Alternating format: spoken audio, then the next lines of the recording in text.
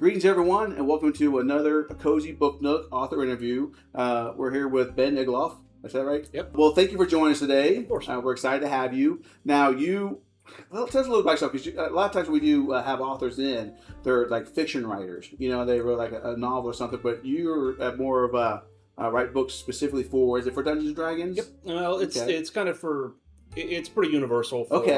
It's geared toward 5th edition Dungeons & Dragons, but the material can be very easily converted to any sort of fantasy tabletop game, Pathfinder, Savage Worlds, any of those things out there. You just have to kind of throw your own mechanics in it. But yeah, it's geared toward 5th edition Dungeons & Dragons. So we have this fly that got in. Yep. And it's very aggressive, and it only likes people. So he disappeared while I was setting up, but now all of a sudden he's back. So yeah, he was flying around. If you happen to see him floating around, he's just one that got in. You have 24 hours, buddy. 24 hours. But you also have other books you've written too, as far as like in this realm. Yeah. So this particular line is the Game Master's book of ... And I think there are 18 books in the series now, and I've worked on 6 of them. Starting with the Game Master's book of NPCs, and then all the way up through this one. This is my second solo title, so to speak. Okay. But yeah, they cover a wide range of topics from, one-shot adventures like this book, to plug-and-play NPCs, locations, legendary places, cities. They just have a whole smattering of stuff, and the whole goal is to keep it easy for someone to expand on the story they're telling. If they need a city, boom, there it is. You can just drop it in. If you need an adventure to play for a night or two and you don't have time to plan something, or you don't want to plan something, boom, here it is, already ready for you to use, ready to go. Love it. So let's talk about like how you kind of get started. Have you always been a gamer? A long time, yeah. Okay. So way back in the day, the neighbors across the street from us, we were living in Bellbrook. I was friends with Scott, who lived across the street, and his older brother was about 3 or 4 years older than us. Picked up one of the original copies, like the D&D Red Box, and so not having anybody else to play, we were drafted as the younger siblings, and I remember playing an elf, which was a character class way back then, and so about 1989-ish is when I started playing. Couple of breaks. How old were you around the time? Oh, maybe 8. I think the reason I'm curious. So, is that your mom that came with you? Yeah. So my mom's here, my dad's here, my sister's here, my wife's here. Now, you said you're a pastor. Yes. So both my parents are pastors of church, and Leslie's was missionary work. I was not allowed to play. So how did this work? I remember those days, and I specifically remember in 3rd grade. Because that had to have been right around when it was, but I mean, you're right in the height of the satanic panic, where it was all the D&D guys are going to murder you out in the woods. Mom, is that you? Yeah. But I remember at a parent-teacher conference, I was going to a Montessori school. They brought up that I had been talking about this, or I had a book there. I can't remember, or a character sheet, something. And I remember very, very vividly my dad, who's a giant fantasy nerd, which is where I inherited all of the fantasy and sci-fi nerdage, was like, and it's math and storytelling. And that's kind of the end of the conversation. But yeah, so at home it was always no big deal. But I remember, I mean, like, I look at it now, my oldest is really into it. My youngest was to it for a while.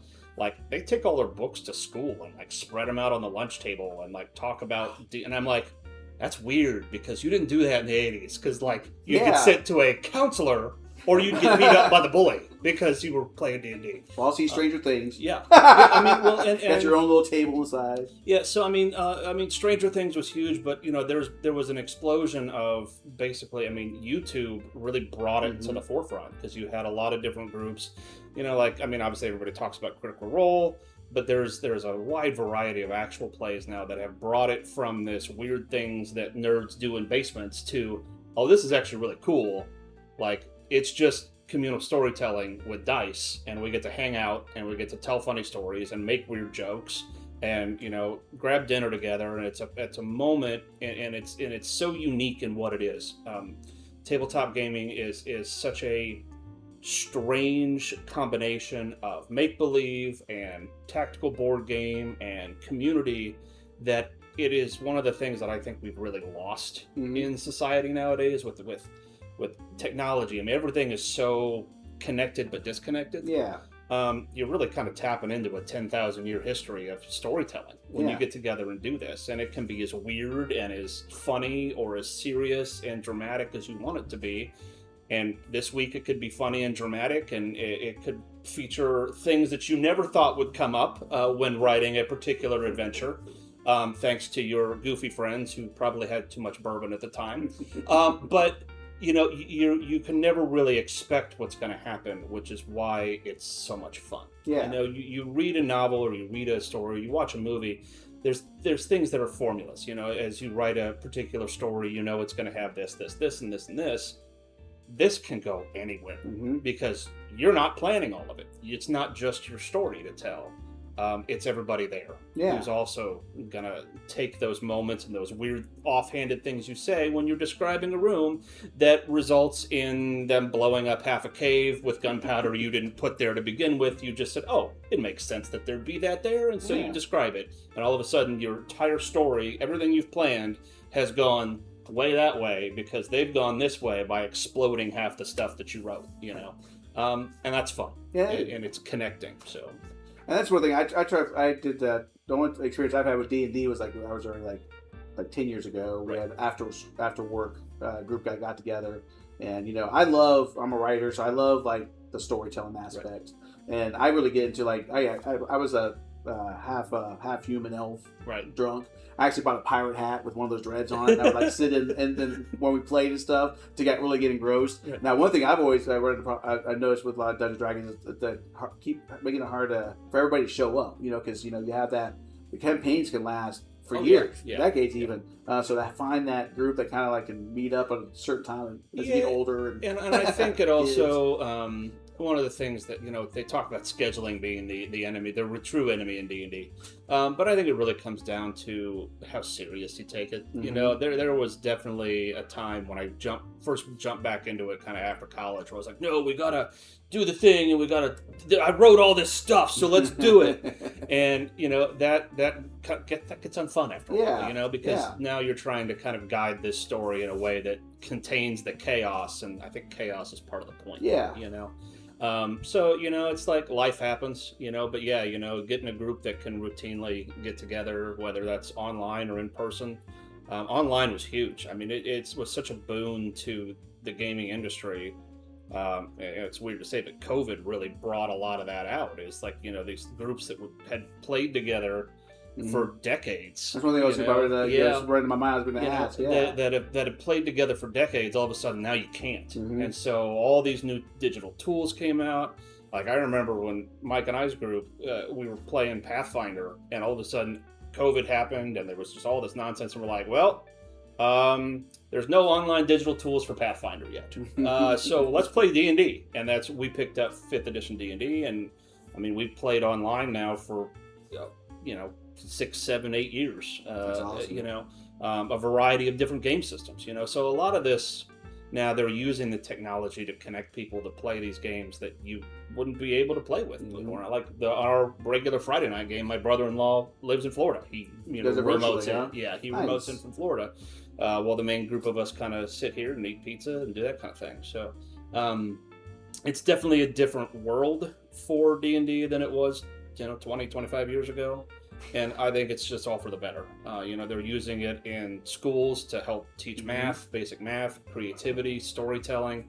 It's just something that it's blossomed into something that I never expected it to be. It's all about creativity. It's all about just It's about engagement. Being in the moment, which is hard nowadays. Right. And it's about just tapping into that level of creativity that a lot of people don't get a chance to experience. That passive entertainment of TV and scrolling. Critical thinking is involved in it, and outside the box thinking. Like, I have always been a huge proponent of anything that makes you make believe. And whether that's putting together Legos or building Star Wars costumes, which anything that taps into that creativity, that gives you that outlet of, I made this.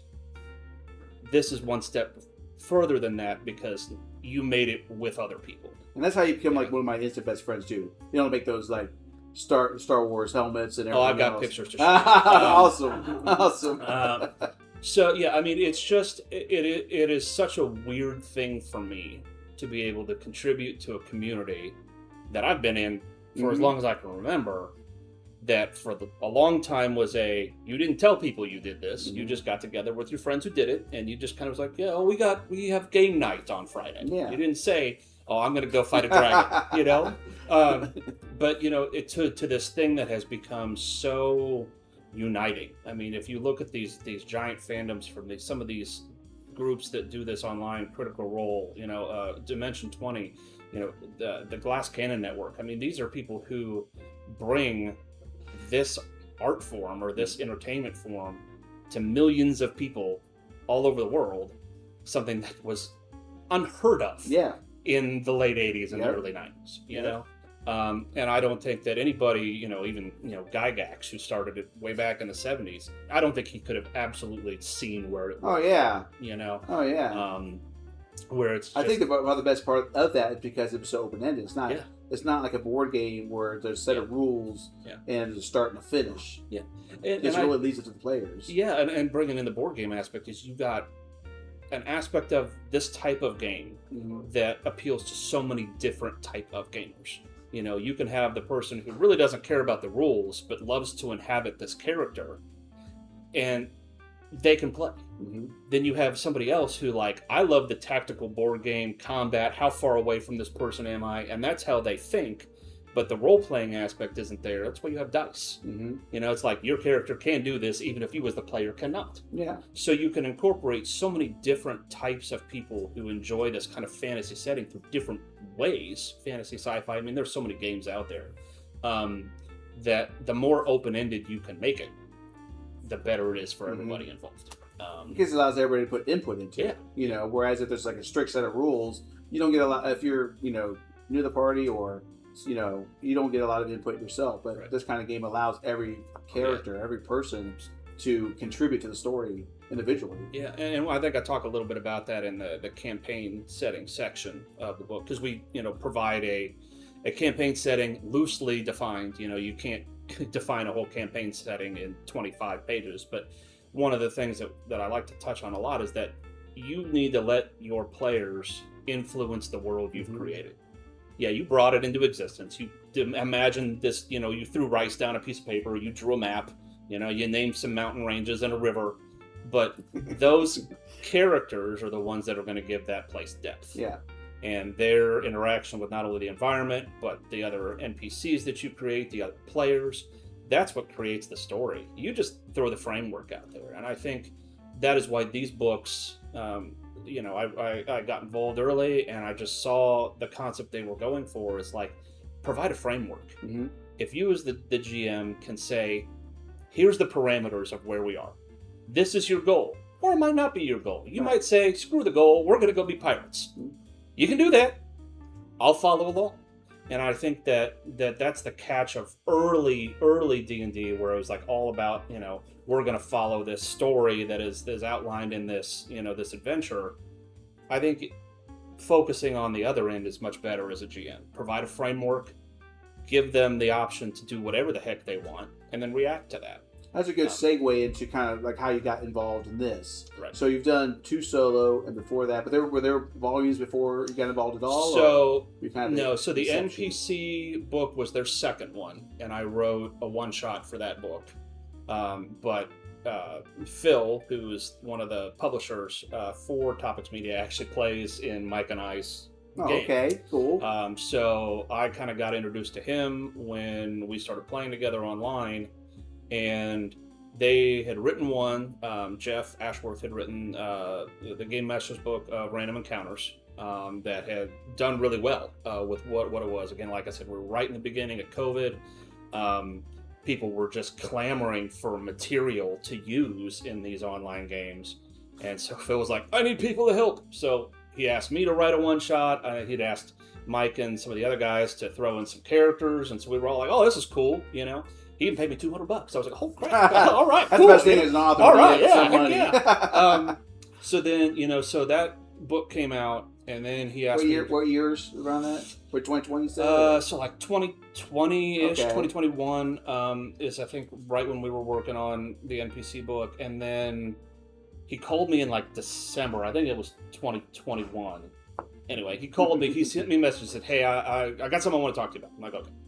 I figured he wanted me to write another one shot or throw some characters or a puzzle or two at him. You know, he was like, "Hey, how do you feel about writing a whole book?" I was like, "What?" You know. So I agreed, and the timetable was very short for that book, and it got even shorter because the way I wanted to write that book, so that's the Random Tables book, they were not set up to do in their like templating, you know, for how they put the books together. So we had to like revamp a whole bunch of stuff, and so I think I started writing that in March of 22, released in 23. Yeah. So yeah, basically it was like a 5-month turnaround. Pull the scroll. You know. So I was working full time, and then I'd come home and I'd write full time, and that was like 5 months. I just like disappeared from the world. But you know, from those early books, it garnered a following. You know, that people just loved the material we were presenting, because we didn't want to give you a little bit. We wanted to give you a lot, you know. And one of the things that we talk about a lot with these is, okay, this is what the title is. This is what we're going to put in it. What's the and then? Right. You know, what else are you going to throw in there to add value to the book in the kind of terms that we're talking about? So then we've got the one shots. We've got the sections on, you know, building a campaign mode, talking about story tropes, like how to write, like how do you put the things that you know into a formula that you can easily create a one-shot adventure or just a storyline hook for your players to grab onto. It's simple stuff, but people don't think, they get all in their head, you know, especially when you haven't done this, or now you've got a group of people who's like, all right, we're waiting for session night, and you're like, and you freeze. What is a tool we can give you to just spark that imagination so you can run with it? I don't want you to run with my stuff. I want you to take my stuff and make it your stuff. And that's the cool thing about this game. Now, was there they say necessity breeds adventure. Was there a need for this? Like, there was. I know they probably have like the standardized player guide. Yeah. But was there other people, like, were there any other guides out there? Yeah. At the time, or? So I mean, there's tons of third-party content, but a lot of those companies focus on very specific things. They'll create a campaign world that all of their books kind of spread out from, or they focus mostly on monster manuals, or they focus on classes and subclasses, or magic items. That's a huge one. Everybody likes to write magic items. And so one of the things that we talked about early on was there's a lot of companies that focus on the MacGuffins, the fun stuff, the monsters that you encounter, the traps that you encounter, the magic items that get thrown in, treasure. But not a lot of people talk about the mechanics of running this game in a way that's easy and making it less intimidating for people. Because honestly, the more I look online, the conversations are all, I'd love to play, but we don't have anybody to run the game. Right. And my answer to that is, you can run the game. Anybody can do this, as long as you think about it in terms of just building a framework. You don't have to write every single specific detail of the story. A lot of times, honestly, when I write puzzles or traps, I don't write the solution. Oh. I just let it be open-ended. And no cheat sheet in the back or anything, huh? Whatever crazy thing that they come up with while playing, that becomes the solution. If they have to work at it, if they expend abilities, or if they make a roll, and they've come up with this creative thing, it's so much more fun than the prescribed solution that I come up with. Now, it's probably why it's better that a player writes this, as opposed to somebody who just like, hey, let's copy and paste what other formulas have been used and stuff. Because you actually know where the line you can stop at to let the players take over. In the goal. And that was, I mean, that is a fun thing, like, because I played for many years, but I really do enjoy being behind behind the GM screen, I guess. Just because you kind of get the backseat view of whatever crazy thing these people are going to come up with the random thing you just came up with standing in the shower that morning. Hey, this is what we're doing. I don't even know if there's a solution. Maybe you guys will come up with one. But, providing that framework, and that's what all of these books do, whether it's the dragons, whether it's the villains book, NPCs, it's all just a scaffolding for you to use, to throw your story at it, to let your players go off and play in the sandbox. And really, it's your job to react to them, not always the other way around. You provide the challenge. The challenge for them is the fun, right. Whether that's the horrible monster that everybody complains about, like, oh God, we're all gonna die. Yeah, but you still had fun. That's the thing. That's the bottom line. So it is an interesting world where you kind of half create what you're doing, right? Because you've got to leave those open ends for everybody else to put in there. So we tried to do that with the adventures here, and that's one of the things that I really enjoyed with working with topics with Media Labs, is that basically I throw so many more words at my editor than what we actually need, and he is a saint for going through all of the extraneous stuff that I put in there. And I can see that, and I definitely appreciate that, because as a lot of the authors we have in here, most authors are introverts. So a lot of times I have to like coax them, to hey, let's elaborate on that a little bit, go out and go more into conversation. But, this is a topic that, you're so knowledgeable of and clearly enjoy and stuff. It's refreshing. I can see how you'd almost give an overabundance of information. A lot of authors have to find some way of fluffing up their books. Yours is like, okay, what are we going to take out and see for the next book? Every book that they've had me do, they've said, stick to 256 pages. That's our P&L, man. That's where it is.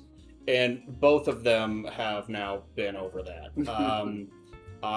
Brevity is not my strong suit. Well, that's good though. I mean, actually, they're very good sizes. We have the other books here too. They're all pretty much around that page range, and I guess aesthetically they look cool, like next to each other. Yeah. You don't have one that's this thin, one that's huge. Right. So I can see the value in that, but I can definitely see how sometimes you're like, man, I just wish you guys put a little bit more in that section. Yeah, there was one adventure in this one that was so far over page count as the kind of lineup that we'd come up with, that James and I, he goes, I don't really know what to take out of this. I'm like, I don't know either.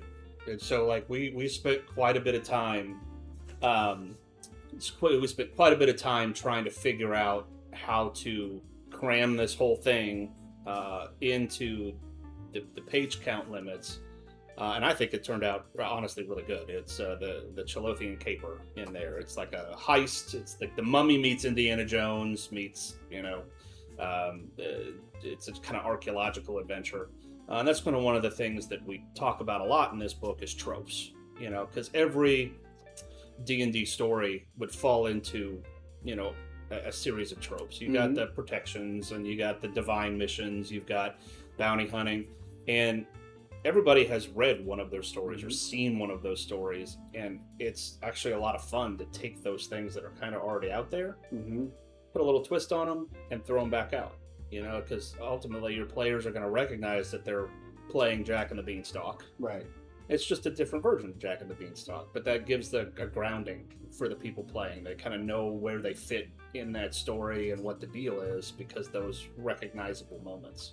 Now, as a writer for these, are you trying to stay within, I guess, the confinements of already established, kind of tropes or rules and stuff, or are you able to kind of invent, For this one specifically, we tried to stick into those tropes because that was kind of one of the things we were trying to pass on.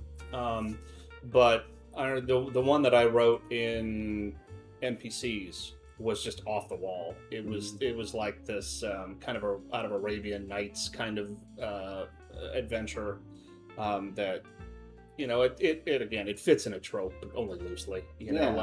But the thing is about it is if you can kind of think of a theme of what you want to write about, or story you want to tell, or that I think they might like to tell, you don't shy away from that just because it's out there. One of my favorite GMs that I play with Monday nights, he loves anime.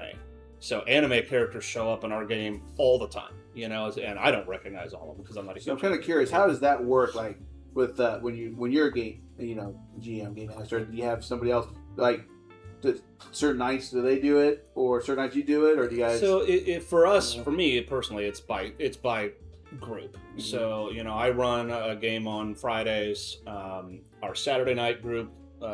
It kind of rotates depending on who's available, what game we want to play. That one's a lot less constrained to one game system. Like our main campaign is Call of Cthulhu, and I don't run that. Our buddy Derek does.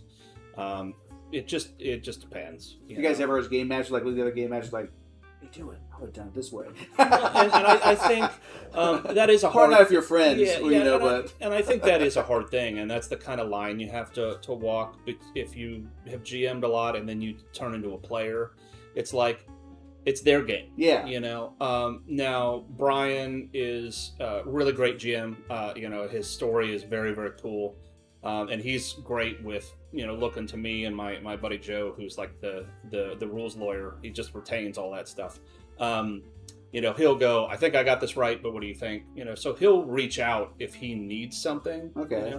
But other than that, it's his game. Okay. It's not my job to tell his story. It's my job to try and break his story as one of his players. Yeah. So it was like a Captain Kirk thing. Whenever he's like he's on the ship and the other captain's doing something, like leaning forward, like. Yeah. So it's not being in the seat. That is a thing that you kind of have to be cognizant of when you run games. It's like, and you come to play in a game, it's not your game, it's their game, and that can be a hard thing to do sometimes. So how's the transition now from player to like editor to now kind of a big celebrity? Now that you're having to kind of bark at and put your do things like interviews. And it is a surreal thing for me to see my name on a book in a bookstore, both large and small, and to have people review things that I've written, send me messages infrequently. Yeah. I'm not big on social media, but I actually connected with like a very, very distant relative of ours who lives in Germany, because she saw my author page pop up, and she was like, that is not a common last name. I bet we're related. And so, it's been this very surreal thing. I never really wanted to be in the limelight in that way, I guess. I always wanted to just be the name behind the keyboard because that's where I was comfortable. But it's grown on me, like I was pretty uncomfortable doing my first YouTube interview, and it was great. The host was awesome. But with the PR team in the back and my absolutely awesome wife who's like, you have to do this because it's good for you. And it's growing on me a little bit. It's weird that people want to hear you talk about something like that. But yeah, I'm getting used to it. So. Well, good. Well, I'm glad that we're pretty much like your first place to do like a book signing. Where we're very excited. But we have we started doing a one shot once a month now ourselves stuff, and we have game nights or just board games that somebody one of our regulars brings in once a month, doesn't do board game. I feel like people, because our bookstore is about community, and I feel like games are about bringing people together. Yeah, like absolutely. Even like when it comes to playing these RPGs, is like it kind of brings people to like sit at the table, take time out of their busy day, and just be a completely different character, live in a completely different world for just a short period of time. It's more immersive than books and shows. But thank you so much for joining us today. Well, thank you, and thank you for having your whole family here. We got a lot of people who are pretty excited about getting copies of your book. And we have some of his other books on the table back there as well. But again, Ben, thank you so much for joining us. We look forward to seeing what you come out with next, and hopefully be a place on your trail every time you kind of want to do version to come out and Kickstarter. All right, yeah. Well, thank you for having me. I appreciate it. Well, thank you, and thank you all for coming out too. And thanks for my wife for running the store. while I do the interview and stuff. And all of you that are watching, like on TikTok and on YouTube, thank you so much again for joining us again. And yeah, Ben, we'll see you in, when the next volume comes out. We're going to go and break off here, go do some signing now. People are pretty excited about getting some copies of your book. And then all of you that are watching, we'll see you in the next author interview. All right, guys, have a great night. Good to see you. Bye, everybody.